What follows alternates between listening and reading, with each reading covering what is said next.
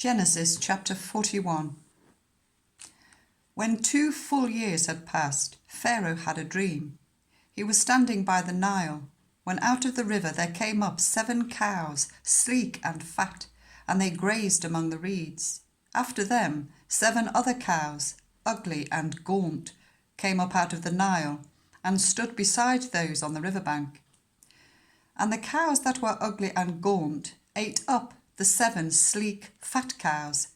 Then Pharaoh woke up. He fell asleep again and had a second dream. 7 ears of corn, healthy and good, were growing on a single stalk. After them 7 other ears of corn sprouted, thin and scorched by the east wind. The thin ears of corn swallowed up the 7 healthy, full ears. Then Pharaoh woke up. It had been a dream. In the morning his mind was troubled, so he sent for all the magicians and wise men of Egypt.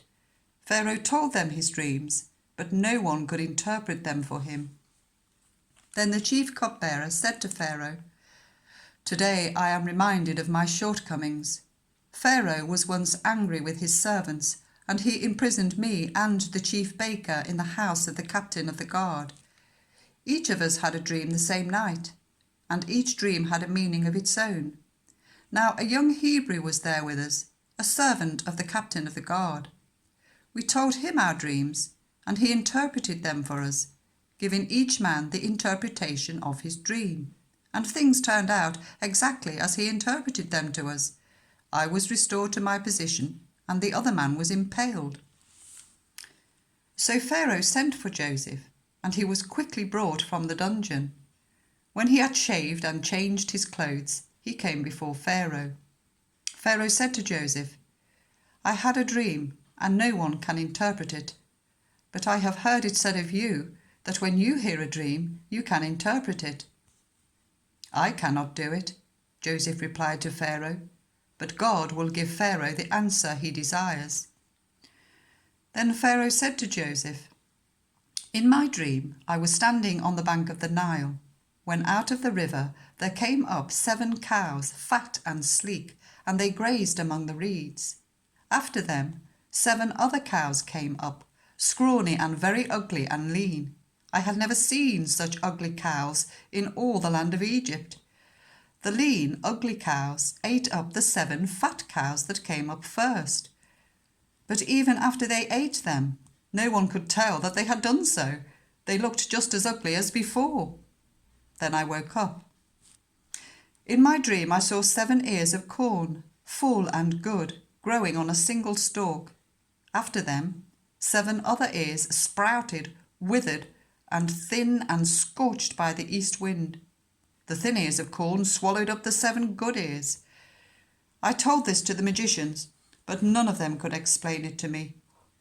Then Joseph said to Pharaoh, "The dreams of Pharaoh are one and the same. God has revealed to Pharaoh what he is about to do. The 7 good cows are 7 years, and the 7 good ears of corn are 7 years. It is one and the same dream. The 7 lean, ugly cows that came up afterwards are 7 years, and so are the 7 worthless ears of corn, scorched by the east wind. They are 7 years of famine. It is just as I said to Pharaoh. God has shown Pharaoh what he is about to do. 7 years of great abundance are coming throughout the land of Egypt, but 7 years of famine will follow them. Then all the abundance in Egypt will be forgotten, and the famine will ravage the land. The abundance in the land will not be remembered, because the famine that follows it will be so severe. The reason the dream was given to Pharaoh in 2 forms is that the matter has been firmly decided by God, and God will do it soon. And now let Pharaoh look for a discerning and wise man, and put him in charge of the land of Egypt. Let Pharaoh appoint commissioners over the land, to take 1/5 of the harvest of Egypt during the 7 years of abundance. They should collect all the food of these good years that are coming, and store up the grain under the authority of Pharaoh, to be kept in the cities for food. This food should be held in reserve for the country, to be used during the 7 years of famine that will come upon Egypt, so that the country may not be ruined by the famine." The plan seemed good to Pharaoh and to all his officials, so Pharaoh asked them, "Can we find anyone like this man, one in whom is the Spirit of God?"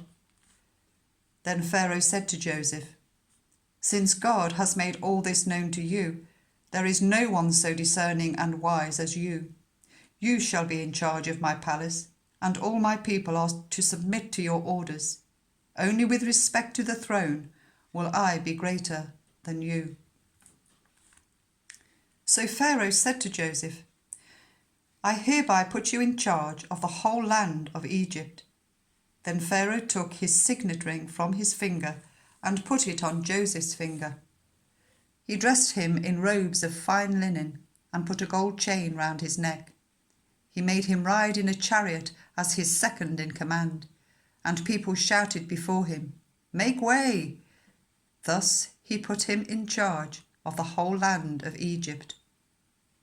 Then Pharaoh said to Joseph, "I am Pharaoh, but without your word, no one will lift a hand or foot in all Egypt."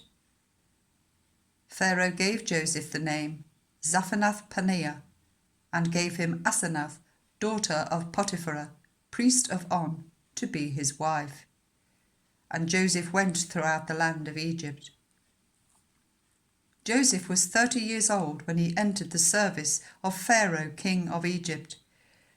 And Joseph went out from Pharaoh's presence and travelled throughout Egypt. During the 7 years of abundance, the land produced plentifully. Joseph collected all the food produced in those 7 years of abundance in Egypt and stored it in the cities. In each city he put the food grown in the fields surrounding it. Joseph stored up huge quantities of grain, like the sand of the sea. It was so much that he stopped keeping records because it was beyond measure. Before the years of famine came, 2 sons were born to Joseph by Asenath, daughter of Potiphar, priest of On.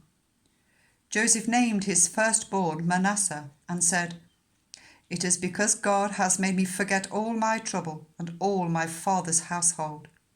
The second son he named Ephraim and said, "It is because God has made me fruitful in the land of my suffering." The 7 years of abundance in Egypt came to an end, and the 7 years of famine began, just as Joseph had said. There was famine in all the other lands, but in the whole land of Egypt there was food. When all Egypt began to feel the famine, the people cried to Pharaoh for food. Then Pharaoh told all the Egyptians, "Go to Joseph and do what he tells you." When the famine had spread over the whole country, Joseph opened all the storehouses and sold grain to the Egyptians, for the famine was severe throughout Egypt. And all the world came to Egypt to buy grain from Joseph, because the famine was severe everywhere.